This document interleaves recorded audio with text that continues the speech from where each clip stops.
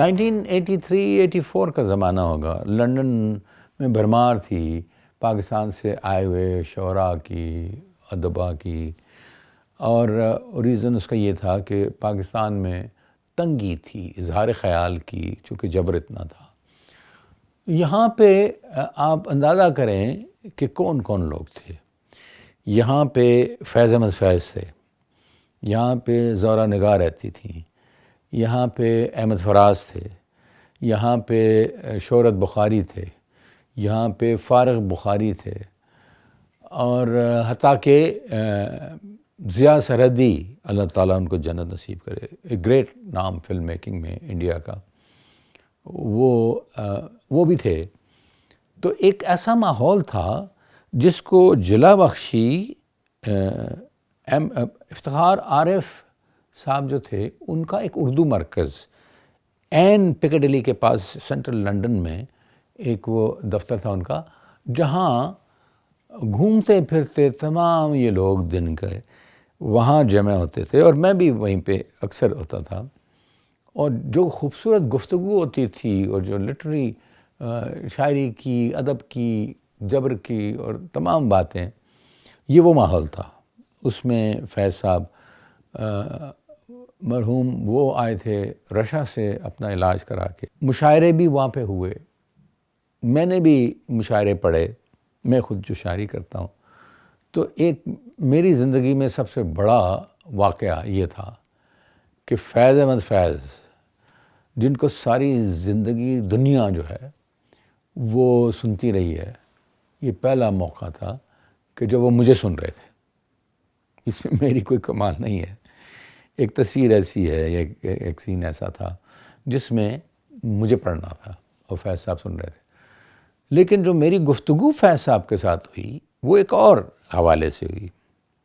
یہاں پہ supreme court کے سابق جج جسٹس صفدر شاہ، شاید آپ کو نام یاد ہو، جنہوں نے ذوالفقار علی بھٹو کو سپریم کورٹ میں بری کر دیا تھا 3 ججوں کے ساتھ، اور ان کو پھر ملک چھوڑ کے بھاگنا پڑا. وہ یہاں پہ آ کے ایگزائل میں رہ رہے تھے. تو ایک دن انہوں نے مجھ سے، میرے بزرگ تھے، بڑے بھائی تھے، اور انہوں نے مجھے کہا افتخار میں فیض احمد فیض سے ملنا چاہتا ہوں. میں نے کہا اچھا جی. تو میں نے کہا میں بندوبست کرتا ہوں. میں نے احمد فراز کو فون کیا، جو میرے بھائیوں کی طرح تھے، کہ فیض صاحب سے ملنا چاہتے ہیں جسٹس صفدر شاہ. اچھا، احمد فراز بھی بڑے معتقد تھے جسٹس صفدر شاہ کے، کہ گریٹ مین، اپ رائٹ، اور انتہائی قابل جج.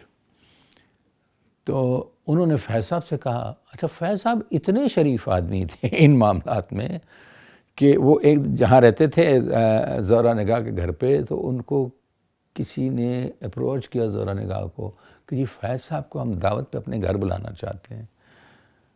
تو انہوں نے ان پوچھنے والوں کو جانتے ہوئے ڈرتے ڈرتے فیض صاحب سے کہا، فیض صاحب یہ ہمارے ایک جاننے والے ہیں، وہ آپ کو بلانا چاہتے ہیں، لیکن ان کے اصول جو ہیں وہ آپ سے نہیں ملتے یا ہم سے نہیں ملتے. تو انہوں نے سادگی سے کہا، بی بی، کسی کے گھر اصول ہوتے ہیں جنگوں میں، اصول ہوتے ہیں انقلابوں میں، کسی کے گھر جانے آنے میں کیا اصول ہوتے ہیں؟ انہوں نے بلایا ہے محبت سے، ہم چلے جائیں گے. تو اس طرح کے وہ مرن جان مرن تھے. تو صفدر شاہ صاحب نے، جج صاحب نے جب بلایا تو فراز نے ان سے کہا، انہوں نے کہا بالکل ٹھیک ہے. لو جی، میں ان کو لے کے جسٹس صفدر شاہ کے گھر گیا لنڈن میں، جو نارتھ ویمبلی میں ہوتا تھا.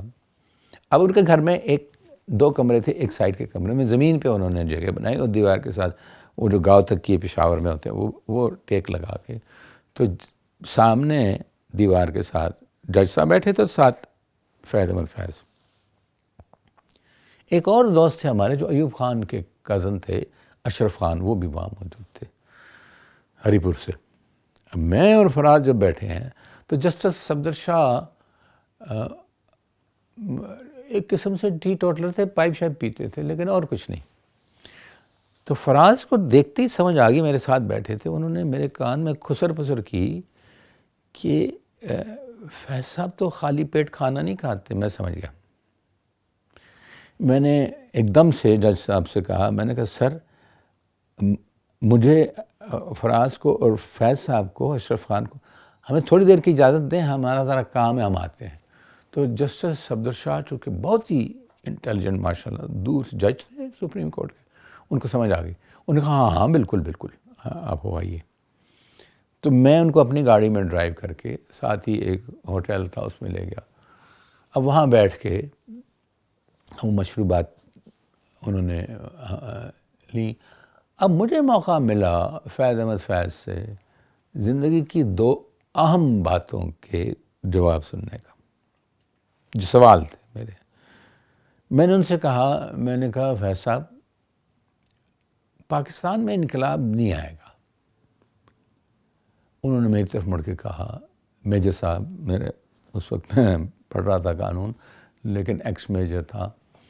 میجر صاحب آپ آرمی میں رہے ہیں، میں بھی آرمی میں رہا ہوں.